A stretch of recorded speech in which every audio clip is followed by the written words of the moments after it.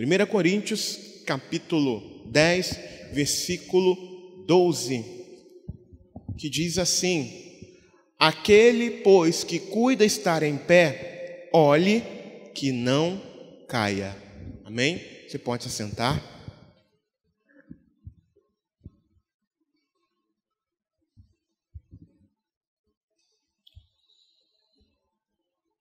Aquele, pois, que cuida estar em pé, olhe que não caia.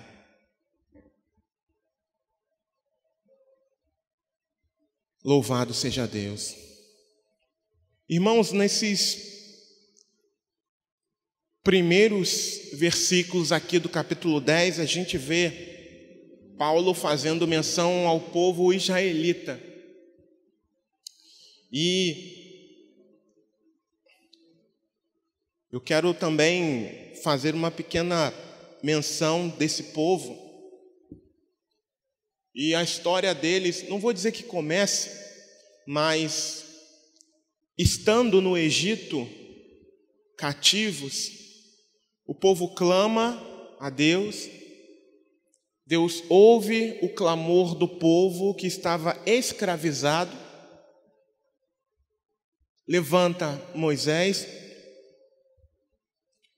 e ali Moisés é guiado por Deus para libertar primeiro o povo do Egito, depois conduzir esse mesmo povo já liberto do cativeiro no Egito, da escravidão do Egito, pelo deserto, em direção à terra prometida que o próprio Deus havia feito a promessa por intermédio de Moisés. E num dos últimos atos de Deus ali no Egito ainda, Deus dá uma ordem ao povo de Israel de que eles deveriam matar um cordeiro e com o seu sangue passar o seu sangue nos umbrais da porta, porque o anjo da morte passaria ali e mataria todos os primogênitos dos locais onde não havia a cobertura do sangue do cordeiro. Obrigado. E isso é feito.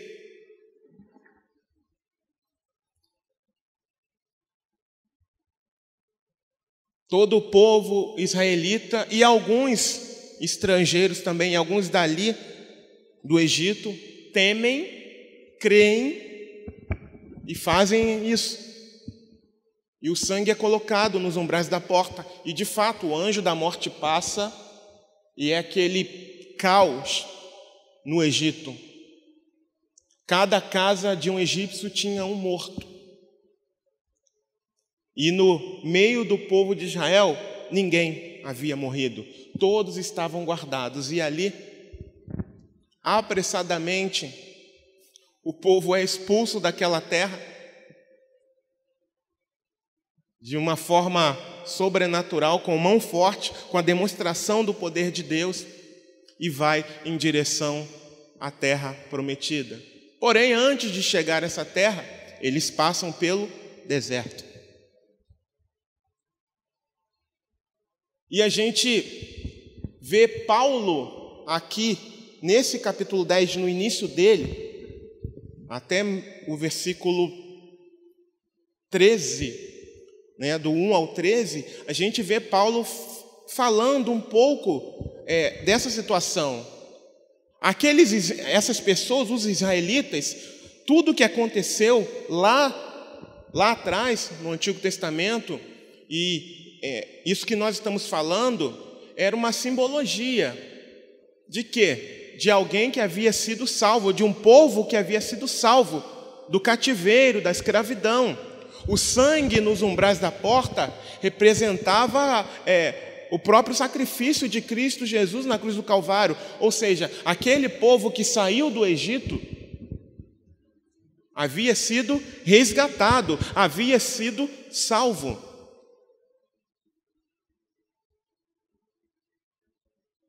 Porém, irmãos, algo muito importante que se deve observar é que, uma vez salvo, nós e aquele povo, nós precisamos andar conforme a forma que Deus estabeleceu.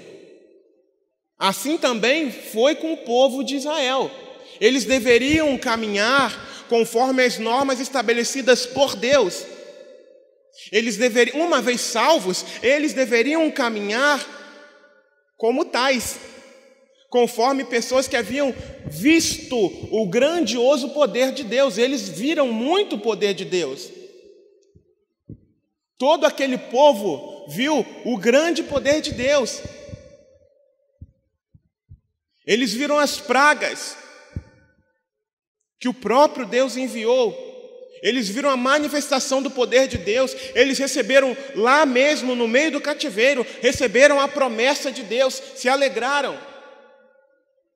E após saírem com a mão forte de Deus, por intermédio da mão forte de Deus, no deserto, eles atravessam um mar que se abre para que eles passem a pés enxutos.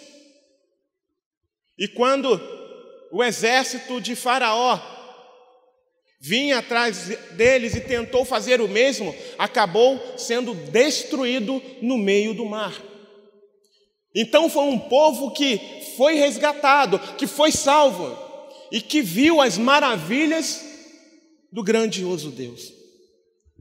Da mesma forma nós, ainda que não tenhamos visto como eles viram, ao levantarmos pela manhã e olharmos no espelho, pelo menos isso acontece comigo, eu vejo o poder de Deus, eu vejo a manifestação da graça do nosso Deus na minha vida. Eu vejo a misericórdia. Hoje mesmo eu estava imaginando, mais um dia, Senhor, a sua misericórdia sendo renovada na minha vida. É mais um dia em que eu posso ler a palavra e examinar a palavra contra mim e pedir ao Senhor para sondar o meu coração e ver se há algum caminho mau. E se tiver algum caminho mau, para que Ele tire esse caminho mau do meu coração, me livre desse caminho mau. Versículo 1 diz assim: ora, irmãos, não quero que ignoreis que nossos pais estiveram todos debaixo da nuvem, e todos passaram pelo mar, e todos foram batizados em Moisés na nuvem e no mar, e todos comeram de uma mesma comida espiritual, e beberam todos de uma mesma bebida espiritual, porque bebiam da pedra espiritual que os seguia, e a pedra era Cristo. Então você vê que todo aquele povo foi resgatado. Todo o povo teve a oportunidade de ver os sinais das maravilhas de Deus. Todo o povo recebeu por igual. Porém, versículo 5 diz o seguinte: mas Deus não se agradou da maior parte deles, por isso foram prostrados no deserto. E o título dessa mensagem é: cuidado para não cair. Porque Paulo está tratando esse assunto aqui com irmãos em Cristo, com os irmãos de Corinto, e trata conosco hoje também. Porque eu conversava com alguns irmãos, eu não lembro em que lugar foi, essa semana, e nós falávamos sobre isso. Nós falávamos sobre o que tem acontecido no meio da igreja brasileira, ou pelo menos na maior parte dela. Muitos entendem, muitos pensam que estão de pé. Por quê? Porque não são confrontados com a palavra de Deus, não são confrontados com a poderosa palavra de Deus, irmãos. E quando não há confrontação com a palavra de Deus, se entende que está tudo bem. Se entende que anda tudo bem, até porque, como foi no caso desse povo aqui, eles foram salvos. Estavam caminhando, começaram a caminhar sob a nova condição de salvos, de pessoas que haviam sido resgatadas do cativeiro, da escravidão. E as pessoas acham, agora está tudo bem, agora está tudo às mil maravilhas. Mas não, como nós falamos agora há pouco, uma vez resgatados, nós precisamos trilhar, nós precisamos andar conforme a vontade de Deus. Porém, infelizmente, esse povo que viu todas as maravilhas do Senhor, todos viram, todos contemplaram, todos se atemorizaram em momentos em que havia o temor de Deus no coração deles. Rapidamente, depois de libertos e salvos, eles quebraram a aliança que Deus havia feito com eles. E por isso, Deus, o próprio Deus, os abandonou, porque eles abandonaram a Deus. Eles abandonaram a Deus. E o mesmo tem acontecido nos dias de hoje, no meio do povo de Deus. Deus fez uma aliança através de Jesus Cristo. E não adianta eu querer andar conforme o meu próprio caminho, não adianta eu querer andar conforme a minha própria mente. Eu tenho que servir a Jesus como meu Salvador, mas também tenho que tê-lo como meu Senhor. E como Senhor, Ele deixou diretrizes para que eu possa andar. Ele deixou normas para que eu possa caminhar dentro daquilo que foi estabelecido por Ele. E onde está esse estabelecimento? Na palavra de Deus.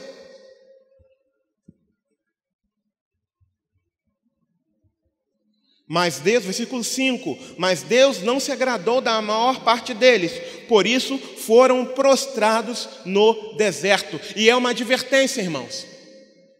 É uma grande advertência para cada um de nós. É uma grande advertência para aqueles que forem ouvir pela internet. E por que Deus não se agradou deles? Versículo 6. E estas coisas foram-nos feitas em figura, para que não cobicemos as coisas más, como eles cobiçaram. E Paulo começa a citar algumas coisas aqui.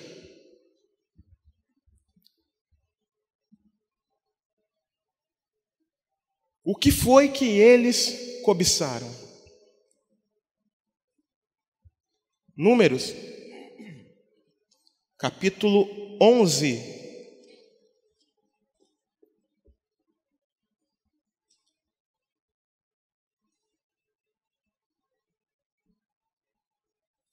Aleluia.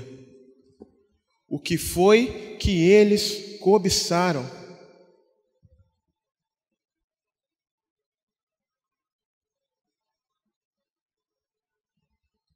Versículo 4, Números 11, versículo 4 diz assim: E o vulgo que estava no meio deles veio a ter grande desejo, pelo que os filhos de Israel tornaram a chorar, e disseram: Quem nos dará carne a comer? Lembramo-nos dos peixes que no Egito comíamos de graça, e dos pepinos, e dos melões, e dos porros, e das cebolas, e dos alhos. Mas agora a nossa alma se seca, coisa nenhuma há senão este maná diante dos nossos olhos.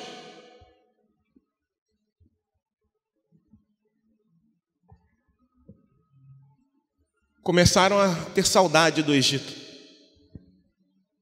Porque embora no Egito aparentemente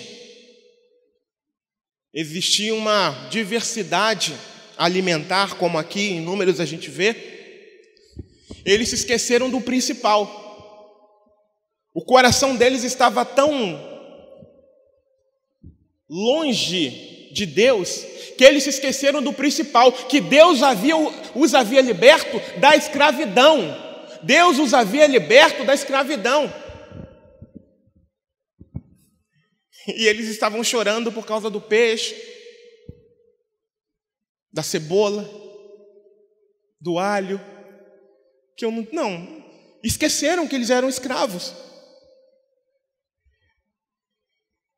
Eles esqueceram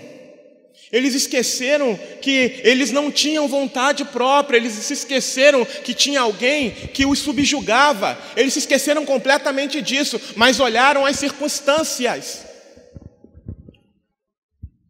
Jesus não mentiu para nós, irmãos. Jesus não mentiu para nós.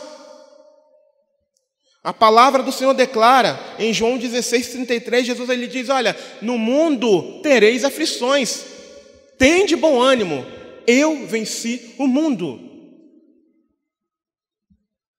Deserto significa isso, significa aflições.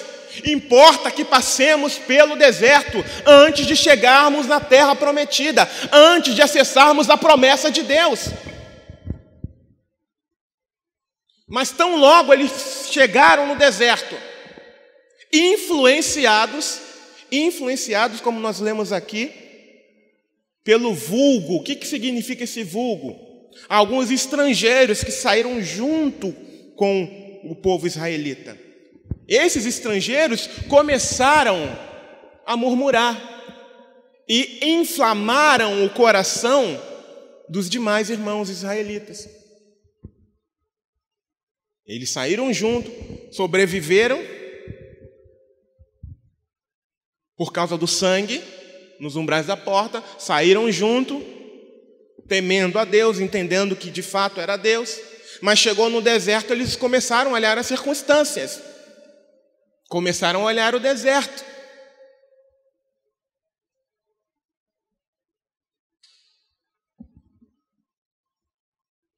E essa é uma advertência para que nós não venhamos a andar segundo o curso desses israelitas. E é a mesma admoestação que Paulo está fazendo aos irmãos de Corinto.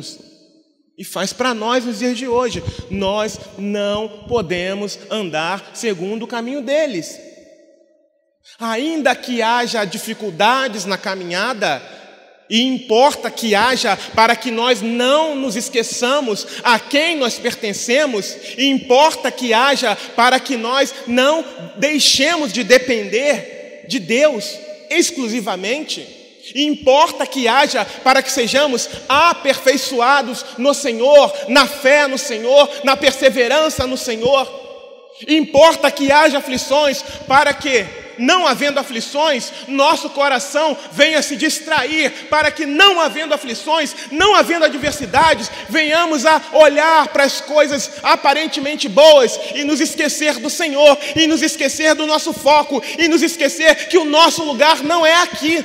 Então importa que haja as aflições, importa que haja o deserto até a chegada na promessa de Deus, importa que tudo isso haja, para que nós não venhamos a perder o alvo, para que nós não venhamos a perder o foco, irmãos. Então, logo, o deserto é a manifestação da misericórdia de Deus para com seu povo. O deserto não é lugar de morte, deserto é lugar de fé, deserto é lugar de de entendermos que Deus está ali, da manifestação e da revelação de quem Deus é. Deus não colocou o povo no deserto para morrer. Deus colocou o povo no deserto para passar na prova, mas eles foram reprovados. Logo no começo da caminhada, logo no começo, e eles começaram a cobiçar o que era mal, se esqueceram da miséria, da servidão, da escravidão no qual viviam, e focaram em outras coisas que passam. Os peixes. E todo o resto que eles... mas eles se esqueceram das chibatadas que eles levavam quando não trabalhavam bem. Dos tijolos que tinham que produzir. Esqueceram disso tudo. de que não tinham a liberdade para adorar a Deus. Disso eles não se lembraram, mas se lembraram de coisas passageiras. Que o Senhor nos livre disso. E Paulo exortava aos irmãos de Coríntios da mesma forma. Aleluia. Seguindo aqui, deixa eu abrir de novo que eu fechei.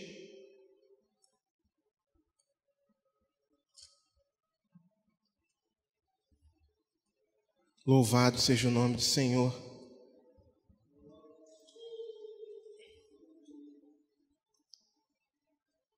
Amém, Senhor. E Paulo continua, versículo 7. Não vos façais, pois, idólatras, como alguns deles, conforme está escrito: o povo assentou-se a comer e a beber, e levantou-se para folgar.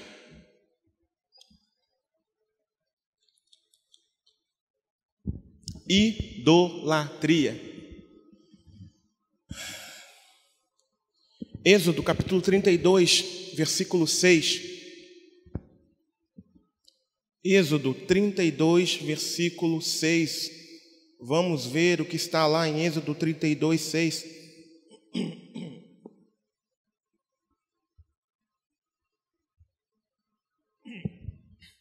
E diz assim: e no dia seguinte madrugaram e ofereceram holocaustos e trouxeram ofertas pacíficas.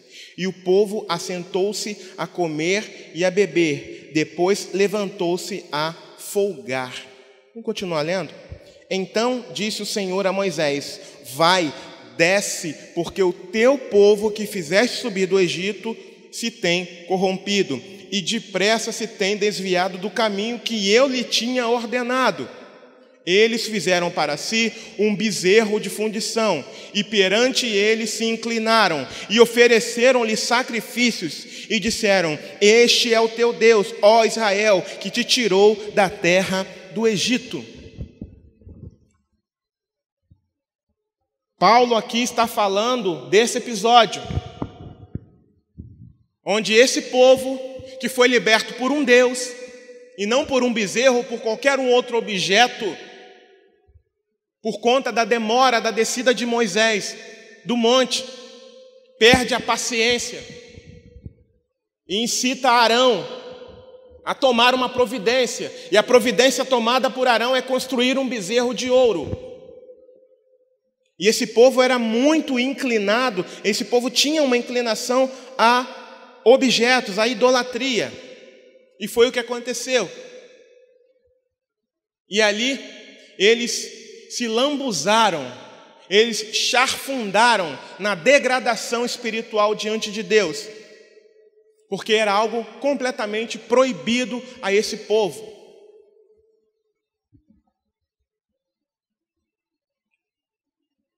E além disso, como a gente leu no texto, eles faziam sacrifícios diante dessa obra de mãos humanas. Idolatria. E hoje também não é diferente, irmãos. Hoje também não é diferente. A igreja contemporânea, uma boa parte dela, não toda, mas uma boa parte dela tem se adentrado por caminhos exatamente como esses, caminho de idolatria. Antigamente, eu imaginava que idolatria era só uma obra de fundição, uma obra feita por mãos humanas. Porém, esse conceito de idolatria, hoje, eu tenho, é muito maior. Além das imagens que, de fato, se dobrar diante de uma imagem, admirar uma imagem dentro de um local religioso, orar pedindo essa imagem, de fato, é idolatria. Porém, tudo aquilo que é colocado na frente de Deus também acaba se tornando em idolatria. Se eu coloco o meu trabalho como prioridade principal na minha vida e deixo Deus em segundo lugar, eu sou um idólatra. Se eu coloco a minha família em primeiro lugar e deixo Deus em segundo lugar, eu sou um idólatra.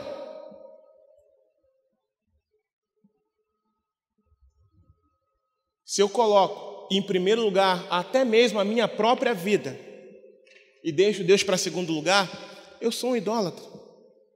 Veja como o conceito é muito mais abrangente do que se prostrar diante de uma imagem.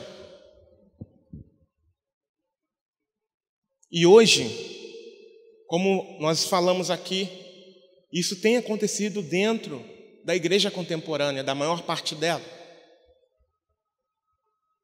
E é algo para que nós venhamos a tentar, você que está ouvindo pela internet, venha a tentar.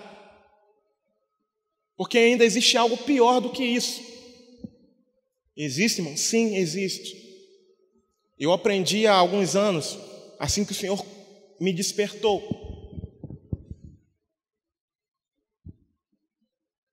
Não crer no Deus da Bíblia, mas dizer que crê em Deus, mas não crer no Deus da Bíblia, é idolatria.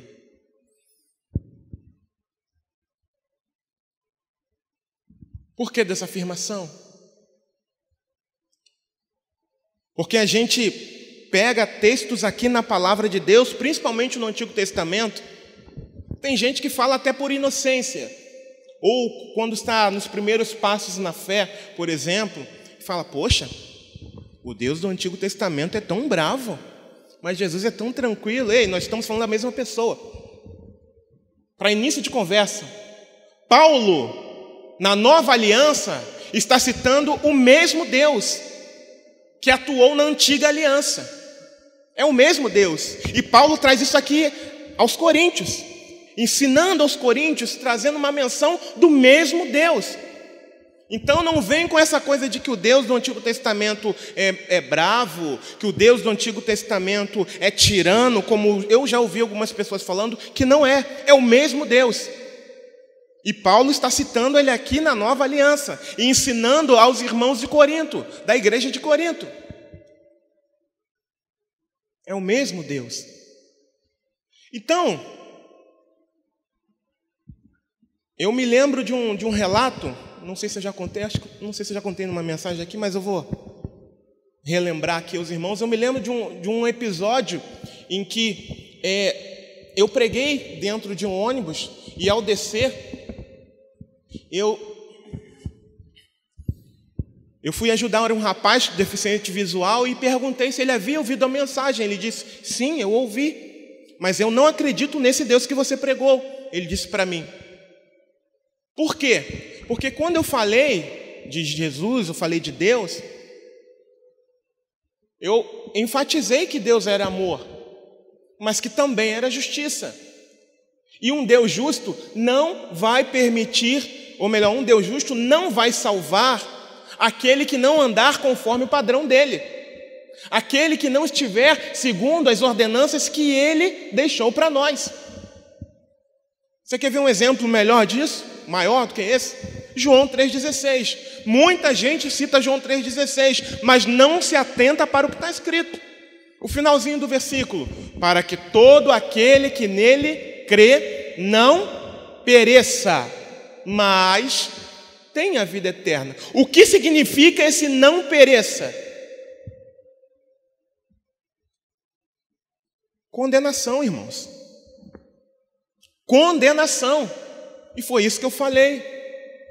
Que aqueles que não creem em Cristo Jesus como seu Senhor e Salvador serão condenados.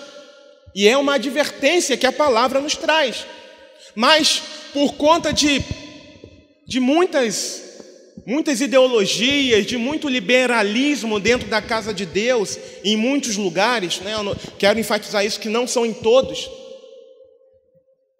Muito humanismo dentro da casa de Deus, se introduziu, sem que as pessoas se apercebessem, a idolatria.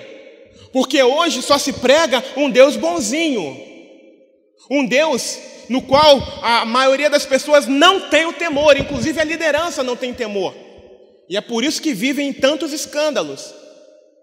É por esse motivo. Porque não creem nesse Deus aqui, não creem no Deus da Bíblia. no Deus que é justiça, no Deus que se ira por causa do pecado, não creem. Logo, se não creem num Deus desse aqui, o que eles fazem? Em seus corações, eles geram um outro tipo de Deus. Um Deus, digamos, indolor. Um Deus que não cobra, que não exige nada de mim. Um Deus bonzinho, um Deus Papai Noel. Isso é idolatria. E na minha concepção, a pior porção da idolatria. Porque as pessoas acham que estão servindo ao Deus quando não estão. Estão servindo a outra coisa, que não é Deus, que não é o Deus da Bíblia.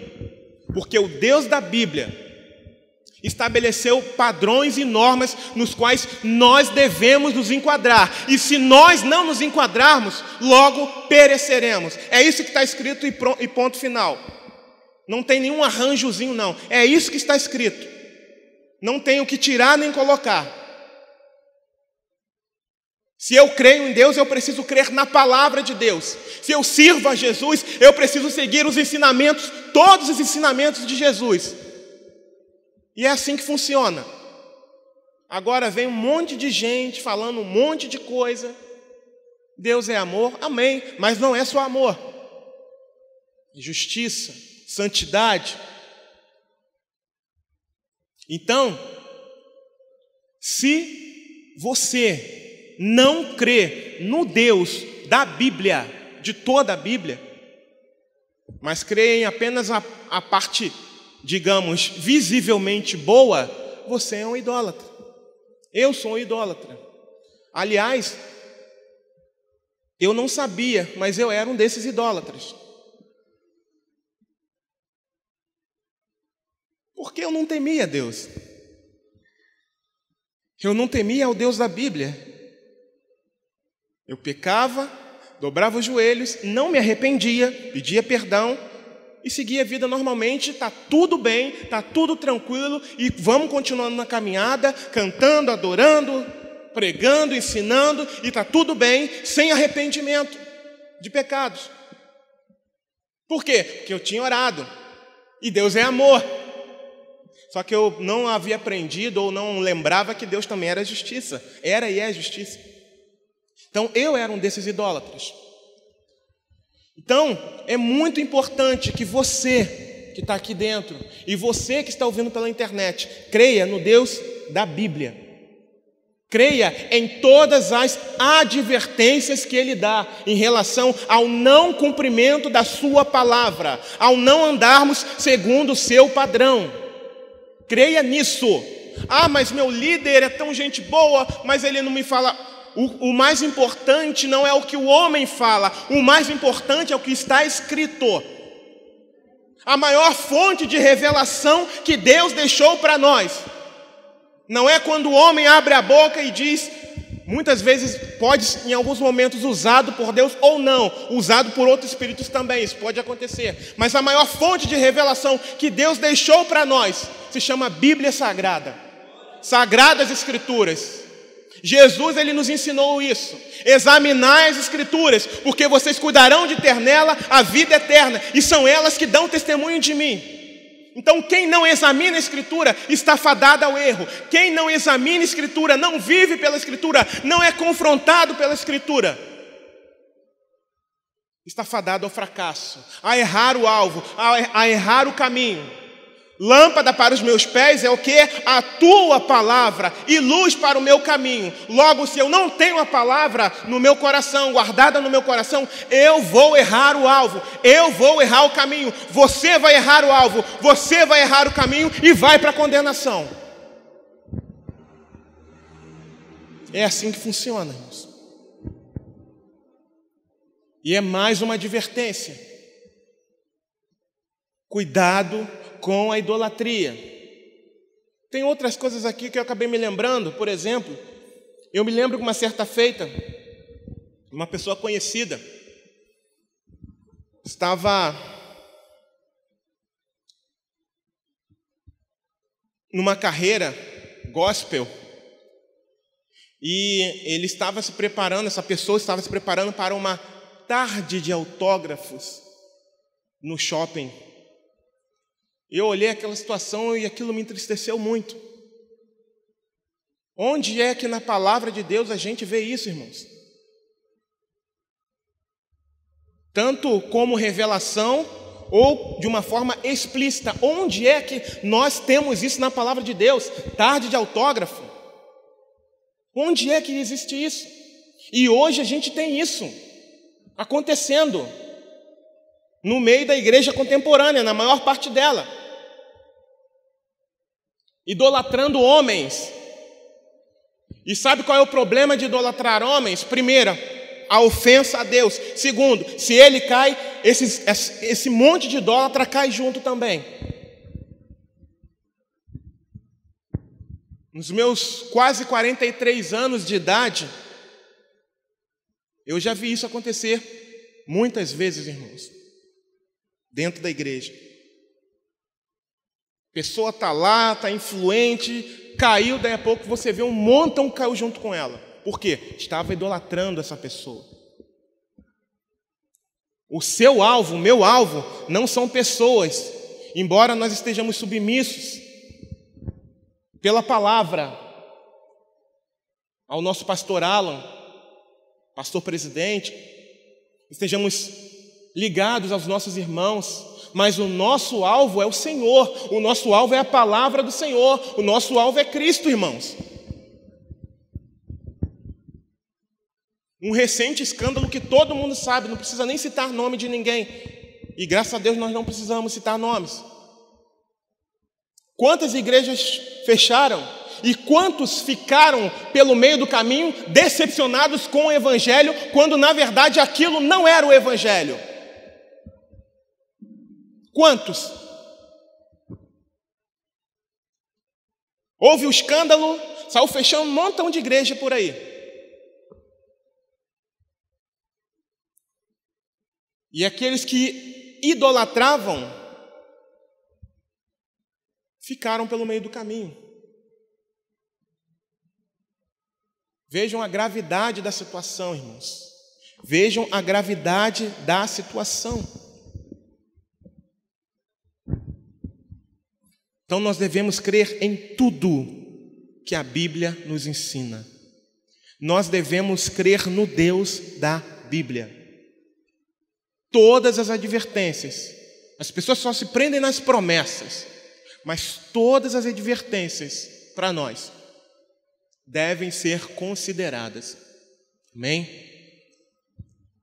Versículo 8. E não forniquemos, como alguns deles fornicaram, e caíram num dia 23.000.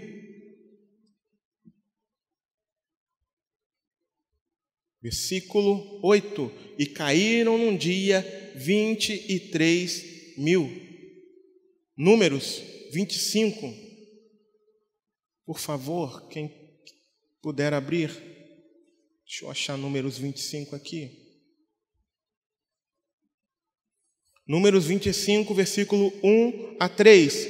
E diz assim: E Israel deteve-se em Sitim, e o povo começou a prostituir-se com as filhas dos moabitas. Elas convidaram o povo aos sacrifícios aos seus deuses. E o povo comeu e inclinou-se aos seus deuses. Juntando-se, pois, Israel a Baal, Peor, a ira do Senhor se acendeu contra Israel. Paulo está ensinando isso aos coríntios. Fracasso moral e decadência espiritual. Foi o que aconteceu aqui. Deus já havia dado uma ordem em relação a isso. Porém, um povo que não temeu a esse Deus foi e fez diferente. Eles se relacionaram sexualmente sem a chancela do casamento. Quantos hoje, dentro da maior parte das igrejas, têm adquirido essa mesma prática?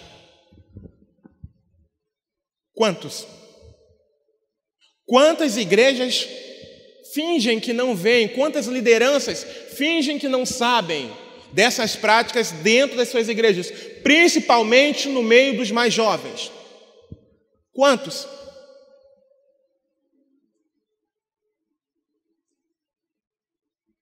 E aqui mais uma admoestação de Paulo. E não apenas os mais jovens, os mais velhos também. Nós já até trouxemos uma mensagem abordando um pouco mais especificamente esse tema. E além de praticar porneia, que é o termo grego para esse tipo de relacionamento, e que abrange vários outros relacionamentos sexuais ilícitos, eles também se adentraram, ou melhor, se charfundaram ainda mais em mais idolatria.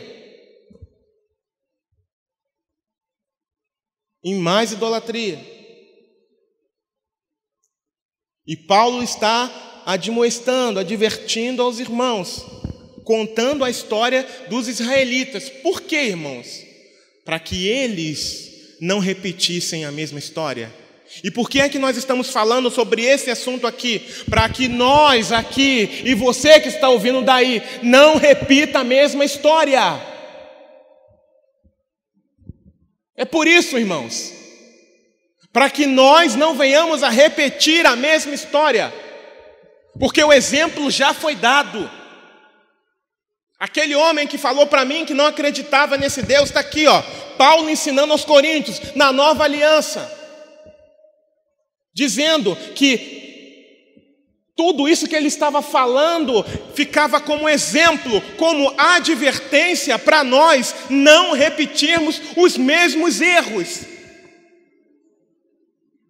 Porque senão, assim como eles morreram, ficaram no deserto, de igual modo nós não entraremos no nosso repouso, não entraremos na Nova Jerusalém, pereceremos.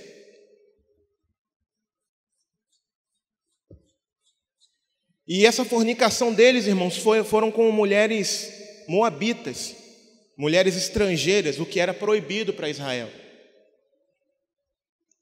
E também, como nós falamos, eles adentraram ainda mais a idolatria desse Deus, Deus moabita, Baal Peor. Então você vê que o povo que era para ser o povo de Deus acabou descendo, né? Indo de mal a pior. E o povo que viu, que contemplou o poder de Deus. Que o Senhor tenha misericórdia de nós nesses dias. Porque hoje é muito mais fácil nos adentrarmos em cada item desse aqui que Paulo tem nos ensinado. Estava ensinando aos coríntios e ensina para nós hoje também. Que o fracasso moral não venha aos nossos corações, nem a decadência espiritual como aconteceu com esse povo. Agora, um fato muito importante, que é importante, enquanto eu estudava, eu até fiquei um pouco confuso, que Paulo, ele cita que, por causa disso,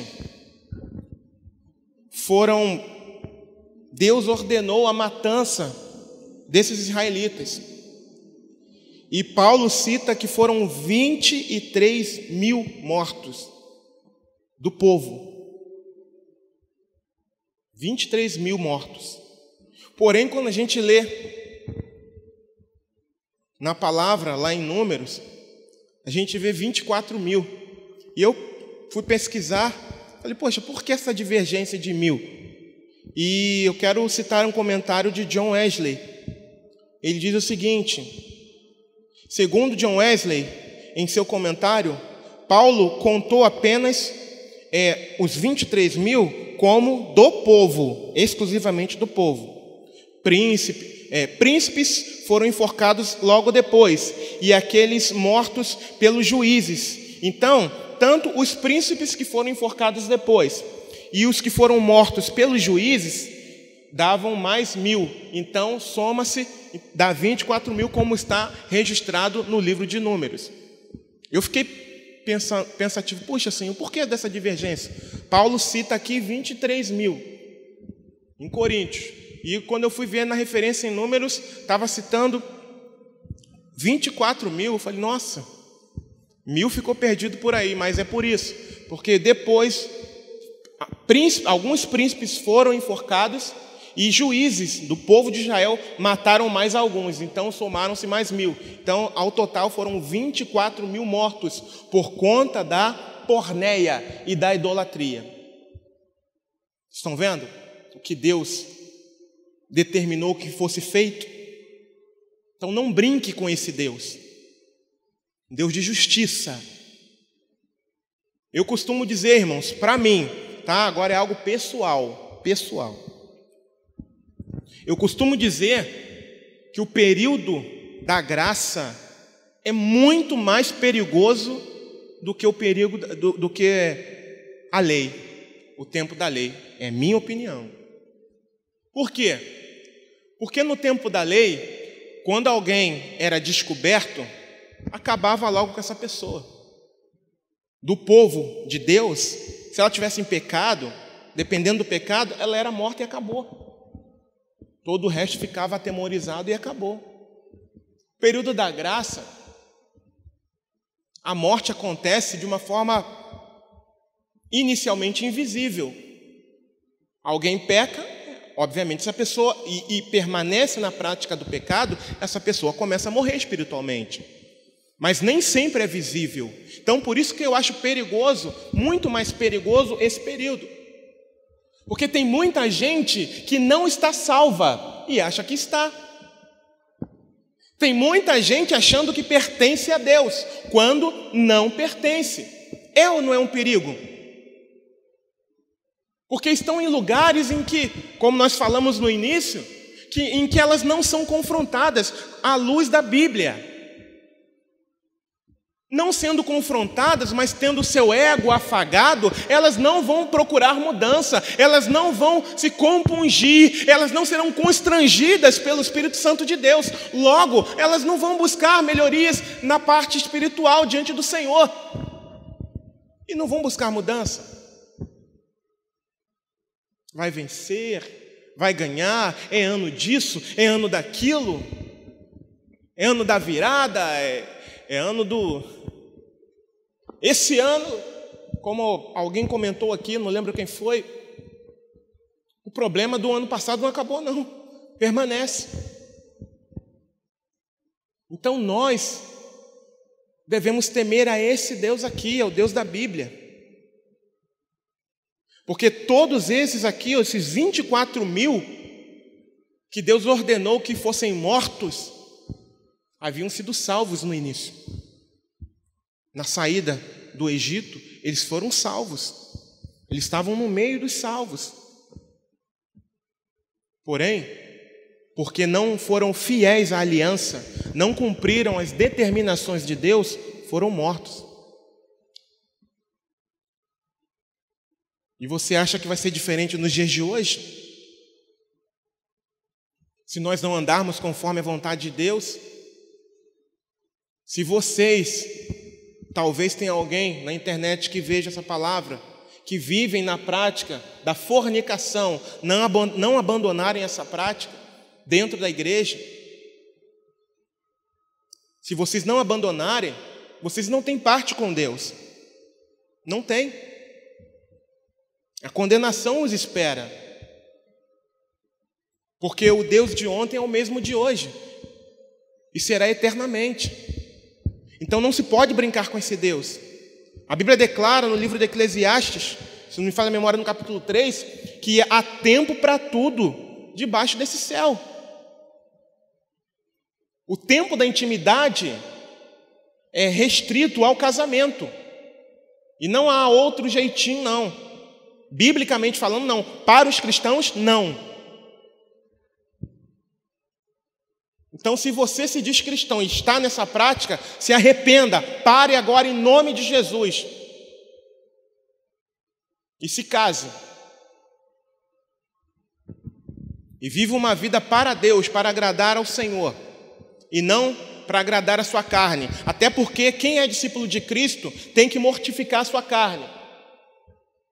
É chamado para renunciar a si mesmo e seguir a Jesus com a sua própria cruz a cada dia. Aleluia. Versículo 9. Vou abrir lá de novo.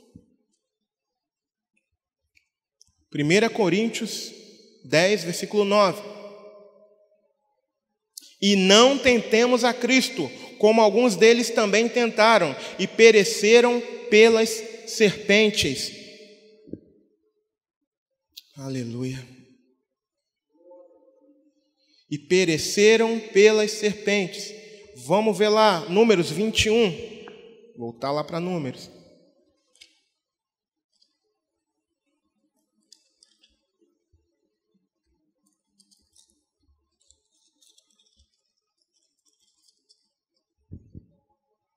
Números 21, versículos 5 e 6 diz assim: E o povo falou contra Deus e contra Moisés, porque nos fizeste subir do Egito para que morrêssemos neste deserto? Pois aqui nem pão nem água há, e a nossa alma tem fastio desse pão tão vil. Então o Senhor mandou entre o povo serpentes ardentes que picaram o povo, e morreu muita gente em Israel. Em vez de murmurares, cantar um hino de louvor a Deus. Jesus quer te dar vida santa, qual noiva levar-te para os céus. Irmãos, uma coisa que é extremamente irritante para Deus é a ingratidão, é a murmuração.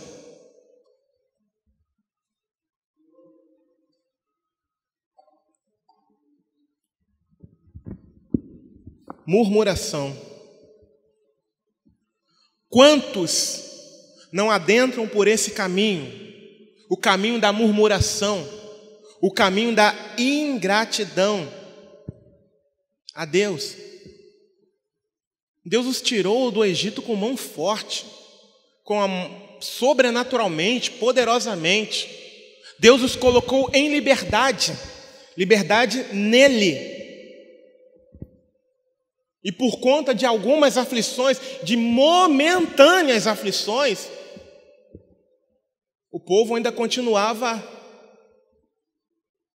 a fazer o que era mal aos olhos do Senhor, a murmuração. E o que Deus fez? Agiu com justiça. E muitos morreram. Eu quero adentrar num assunto muito importante, que talvez alguns não tenham se atentado. Hoje a gente tem visto muita gente com necessidade. Muita gente. E infelizmente esse número tende a aumentar por conta das circunstâncias que a gente tem vivido. Porém,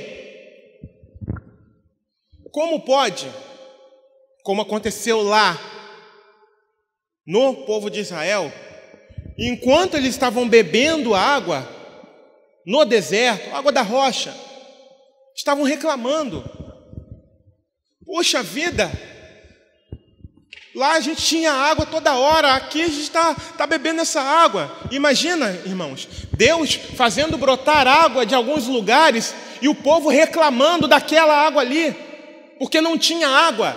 Sabe o que isso me faz lembrar? A escassez. Nem sempre na nossa mesa ou na mesa de alguns tem tudo que a gente quer. E nem por isso a gente deve reclamar, e nem por isso a gente deve murmurar, mas agradecer a Deus pelo pouco que ainda tem. Eu já ouvi gente reclamando, por exemplo, gente que tem criança. Eu sei que é natural, irmãos, que a gente se entristeça, mas nós não podemos reclamar, porque ainda temos alguma coisa a comer. Eu sei que os preços estão se elevando cada vez mais. Mas não há motivos para o povo de Deus abrir a boca para murmurar. Se você não pode mais comer picanha, dá glória a Deus e come ovo, feliz da vida, indo para o céu. Ao invés de murmurar, porque não tem a picanha, e ir para o inferno, porque desagrada a Deus a murmuração. A ingratidão desagrada a Deus. Puxa, lá em casa eu só estou com arroz. Glória a Deus por isso. Tem gente que não tem nada. Eu não estou enfatizando aqui a miséria, não é isso. O ponto não é esse.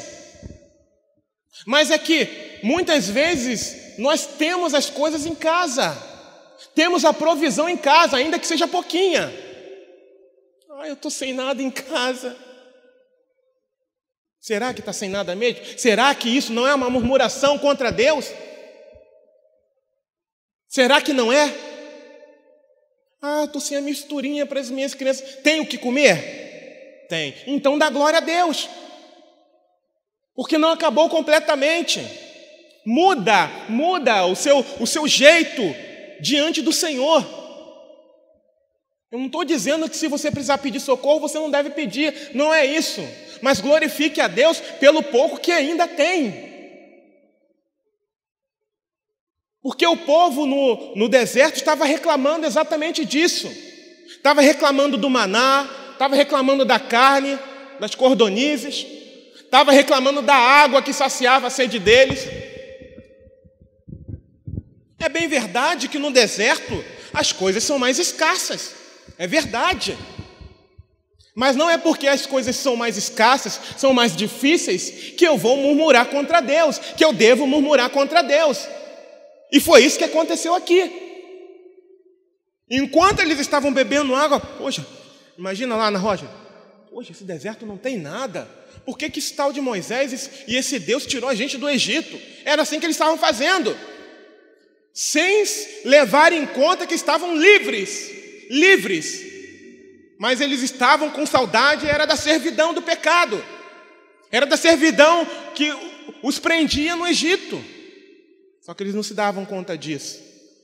Em vez disso, em vez de adorarem a Deus, que era o objetivo deles estarem ali, glorificarem a Deus. Senhor, muito obrigado pela liberdade. Muito obrigado que eu já não sou mais escravo. Senhor, muito obrigado por isso, Pai. Muito obrigado por ter me liberto com mão forte, Jesus. Muito obrigado. Mas não. Preferiam murmurar. Era mais fácil, era mais carnal. Era mais fácil murmurar, né? Isso desagradou a Deus. E muitos morreram. Não seja ingrato a Deus. Ainda que comece a faltar algumas coisas, não seja ingrato contra Deus. Não seja. Não seja. Mas seja fiel ao Senhor. Seja grato a Deus, ainda que tenha pouquinho. Ainda que só tenha um tipo de coisa na sua casa. Isso não significa que você não deva pedir ajuda. Amém? Mas ainda que tenha um pouquinho só, mas dá para você se alimentar, então seja grato ao Senhor. Porque não faltou. O conceito, irmãos, de não faltar não é ter tudo que eu quero, não, tá? Não é não. Estejamos contentes se tivermos o que comermos e o que vestirmos. Não é ter abastança, não. Se eu puder ter, glória a Deus. Mas o conceito de não faltar não é ter tudo ali que eu quero, não. Sabe, tudo do bom e do melhor? Não, não é isso, não. Não é não. É ter o que comer.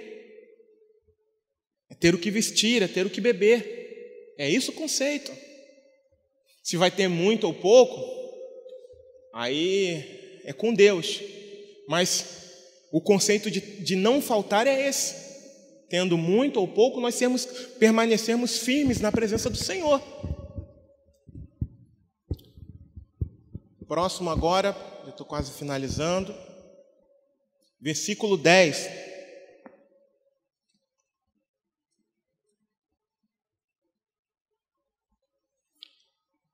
E não murmureis como também alguns deles murmuraram e pereceram pelo destruidor. O versículo 9 foi: e não tentemos a Cristo como alguns deles tentaram e pereceram pelas serpentes. E agora o versículo 10: e não murmureis como também alguns deles murmuraram e pereceram pelo destruidor. Para ganhar tempo, irmãos, eu não vou abrir a referência, mas ela está lá em Números, no capítulo 16. Houve uma rebelião. Coré, Datã e Abirão. Eles se rebelaram contra Moisés, e não apenas isso, eles inflamaram o povo a se rebelarem contra a liderança de Moisés. E o que aconteceu? Conta a palavra que a família desses homens foi tragada pela terra. O povo que estava ao redor e viu tudo aquilo, acabou se amedrontando inicialmente e fugiu. Mas depois, no dia seguinte, eles vieram reclamar de Moisés, que Moisés havia matado os homens de Deus, sendo que Deus havia dado ordem para que a terra se abrisse e tragasse esses homens juntamente com suas famílias. E o povo que já estava contaminado, com o coração inflamado do inferno contra a liderança do homem de Deus, Moisés, o povo queria se levantar contra Moisés. E se inflamou contra Moisés e a sua liderança. Porém, Deus, que já estava observando tudo aquilo, em algumas traduções da Bíblia chama de praga, né? Em outras fala de anjo da morte. Deus envia, né? Aqui na minha tradução está destruidor, né? Mas em umas traduções está o anjo da morte. E ali muitos israelitas também são mortos. E Arão, ele vai e oferece sacrifícios em determinado momento, e essa dita praga ou destruidor, ele cessa de matar muitos israelitas que se rebelaram contra Moisés. E onde a gente quer chegar com isso? Cuidado ao falar de algum líder. Deus não se agrada. Muitas das vezes nós ensinamos aqui, eu mesmo fiz algumas menções aqui, mas ao fato que tinha acontecido, que é notório para todos nós. Mas nós devemos ter cuidado para não nos levantarmos contra lideranças que foram estabelecidas por Deus. Lembre-se de Davi, por exemplo. Davi teve a vida de Saul, que eu estou me lembrando aqui 2 vezes, nas suas mãos. E ele disse o quê? E Saul já estava fora do padrão, já havia sido rejeitado por Deus. E que ele disse: eu não posso tocar no ungido do Senhor. Por 2 vezes. Numa ele estava dormindo e no outro ele estava aliviando o ventre, se eu não me engano. E Davi teve a oportunidade de matá-lo porque estava sendo perseguido por ele. E ainda assim ele disse: eu não posso tocar no ungido do Senhor. Então, muito cuidado, irmãos, com aquele que tem o mesmo espírito desses homens, Corá, Datã e Abirão, e chega diante de você, para inflamar o seu coração. E se você der ouvidos, vai para o seu coração. Se você der ouvidos ao que está sendo dito, a porta de entrada é parar para dar ouvidos. Cuidado, cuidado, muito cuidado. Com Deus não se brinca. Deus levantou homens O que nós precisamos fazer é orar. Se há algo que está andando fora, ore. Eu não digo aqueles que a gente nitidamente percebe que não foram levantados por Deus. Se você está num lugar, você da internet, em que você vê que essas pessoas, pela palavra, não foram pessoas levantadas por Deus, vai embora desse lugar e procura um outro lugar onde você reconhecidamente, pela palavra, possa ser instruído na palavra.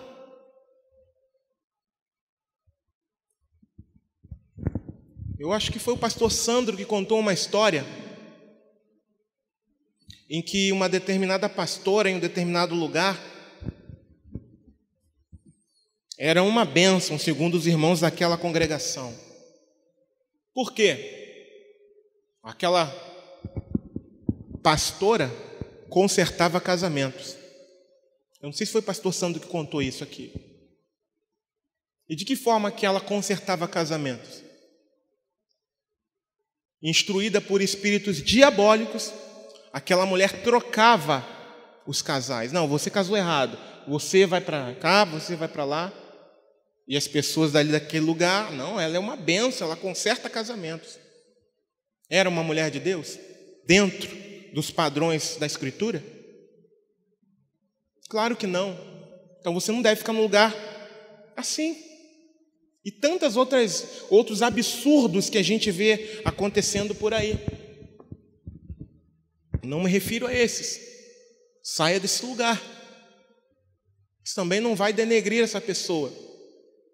Pode ser que um dia Deus de fato a chamou, e inclusive na minha última pregação eu falei sobre o reino do norte. Eu não me lembro de todos os reis do norte ali, mas pelo menos o primeiro, que foi Jeroboão, Deus o havia chamado. Foi Deus que o chamou. Deus que disse para ele que ele assumiria as 10 tribos dali em diante. Só que ele não foi fiel à promessa de Deus. Ele não se enquadrou, dentro daquilo que Deus havia estabelecido para ele.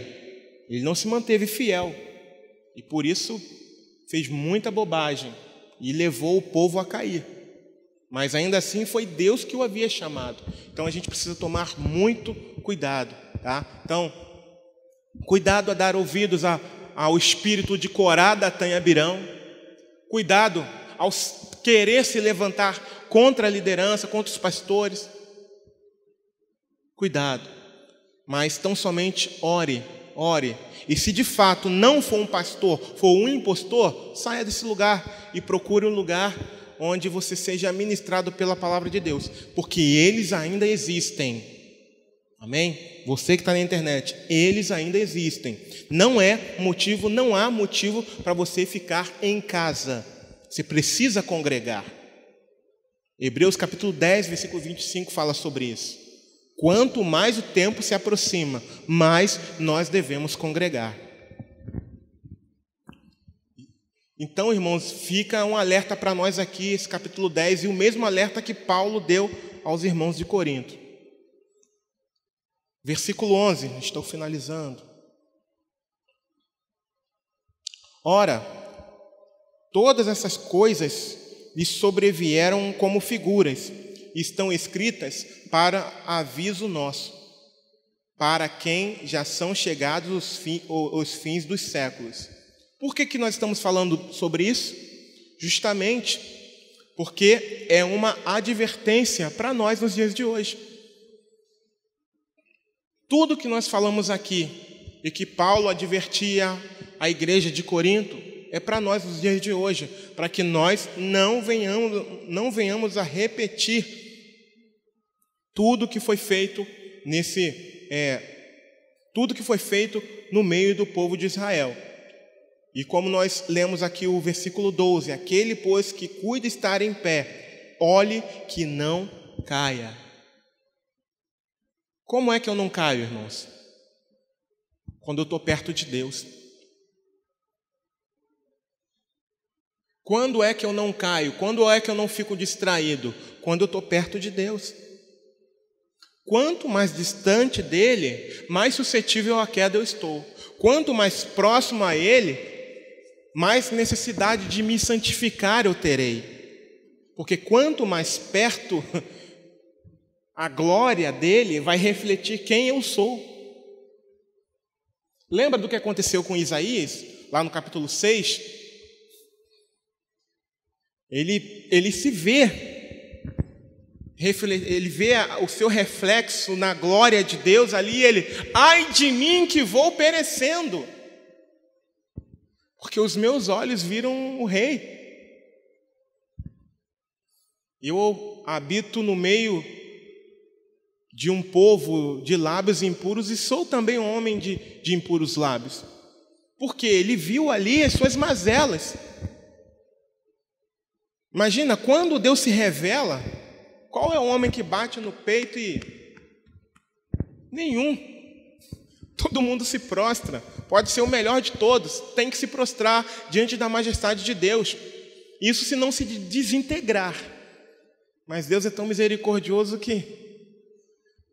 Então, quanto mais próximo de Deus eu estou, mais longe do pecado eu estarei. Então, o ponto importante para que nós tenhamos o cuidado para não cair é não nos apartarmos da palavra de Deus. É não nos apartarmos do Deus da palavra. Porque uma coisa, ela precisa andar junto com a outra. Eu vibrei uma vez num discipulado que uma pessoa perguntou para mim, o que é mais importante? Ler a palavra ou orar? Aí eu, que bom, alguém me fez essa pergunta. Aí eu perguntei para ela, qual é mais importante no avião, a asa direita ou a esquerda? Aí a pessoa começou a rir, eu falei, ambos andam juntos, não podem se separar. Oração e palavra, oração e palavra. Busca por Deus, busca pelo Espírito Santo de Deus, para que nós não venhamos a cair. Porque a nossa natureza é exatamente igual a desses homens do passado, irmãos. Exatamente igual. E foi por isso que Paulo trouxe esse ensinamento aos irmãos de Corinto. E é por isso que hoje o Senhor colocou, inclusive colocou ontem no meu coração essa palavra. Até comentei com o Rodrigo. Por quê? Porque essa carne aqui, ela tende para o erro, para o mal. Então nós precisamos alimentar mais o nosso espírito, para que a carne seja subjugada. Porque a quem mais você alimenta, esse vai ter mais força. Se você alimentar mais a sua carne, mais próximo do pecado você estará. Porém, se você alimentar mais o seu espírito, mais próximo de Deus você estará. Então, para finalizar aqui, versículo 13. Não veio sobre vós tentação senão humana, mas fiel é Deus, que não vos deixará tentar acima do que podeis. Antes, com a tentação dará também o escape, para que a possais suportar. Amém? Então eu finalizo essa mensagem aqui, dizendo para nós, para que nós não venhamos a cometer os mesmos erros que os irmãos do passado. E Paulo já advertiu aqui na palavra dele, na palavra do Senhor. E que venhamos a estar sempre atentos para não cairmos. E principalmente nesses dias, quando se aproxima a volta do Senhor Jesus, as oportunidades de queda são infinitamente maiores do que as dos irmãos do passado. Amém? Então devemos vigiar em todo o tempo, em cada milésimo de segundo. Até quando você estiver sozinho, vigie. Vigie profundamente, peça ajuda a Deus, socorro a Deus. É isso que eu tenho feito. Senhor, me ajuda. Eu preciso estar no centro da sua vontade em todos os momentos da minha vida. Eu fiquei com um grande temor quando o pastor Alan falou do sonho que ele teve. E eu tenho orado insistentemente, Senhor, nos guarda. Senhor, nos guarda, porque se o Senhor não guardar, quem sou eu para vigiar? Quem sou eu para combater um mal que eu não consigo enxergar? Então, sempre quando eu me lembro, eu paro rapidinho e oro. Eu peço, Senhor, guarda a gente, guarda a igreja, guarda o pastor, guarda as congregações, guarda os demais pastores. Porque os dias são maus, irmãos. Os dias são maus, são dias de densas trevas. Amém? Se coloque de pé, por favor.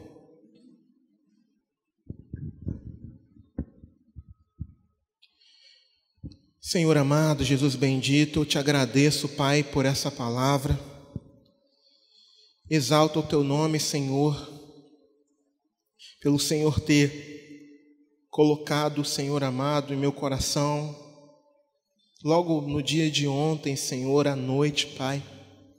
Eu te agradeço, Pai amado, para que nós possamos, ó Senhor, estar vigilantes e andar, Senhor, segundo o teu coração, Pai, segundo a tua vontade, Pai. Fica conosco nessa manhã, Pai, no dia de hoje, Senhor amado, nesse ano de 2021, Senhor. Nos dê costas fortes, costas largas, ó Pai amado. Em nome de Jesus, ó Pai, eu clamo a Ti, Senhor, e eu te peço, Pai, fica conosco, Pai. Segura nas nossas mãos, ó Senhor, a fim de que não venhamos a cair, Pai. Senhor, nos livra, Senhor, da queda, Pai, porque nós estamos sujeitos a isso por causa dessa carne, Pai. Senhor, eu reconheço as minhas fraquezas aqui, Senhor, nesse momento. Reconheço que sem Ti eu não sou nada, que sem Ti eu não posso permanecer de pé, Senhor. Aqueles que estão caídos, ó Pai, que o Senhor possa levantar, Pai, e mantê-los de pé, Senhor. Aqueles que estão fora dos seus propósitos, ó Senhor, que o Senhor venha, Senhor amado, a trazê-los de volta, Senhor, porque eu creio no Teu poder. Em o nome de Jesus eu te agradeço, Senhor. Fica conosco, Pai. Toma nas Suas mãos também nosso pastor Alan, Senhor, sua esposa Rosa, que estão em missão, Pai. O irmão Hermélio, Senhor, e sua esposa, que estão na estrada, Senhor. Guarda o carro de qualquer pane, Senhor amado. Livra-os de toda sorte de acidentes, ó Pai. Da mesma forma o pastor Alan, Senhor, que nessa madrugada, Senhor, esteve viajando, Pai, mas no trajeto de volta também traze-o em paz, ó Pai amado, em nome de Jesus, ó Deus. Fica conosco, Pai. Amém, Senhor, e amém, Deus.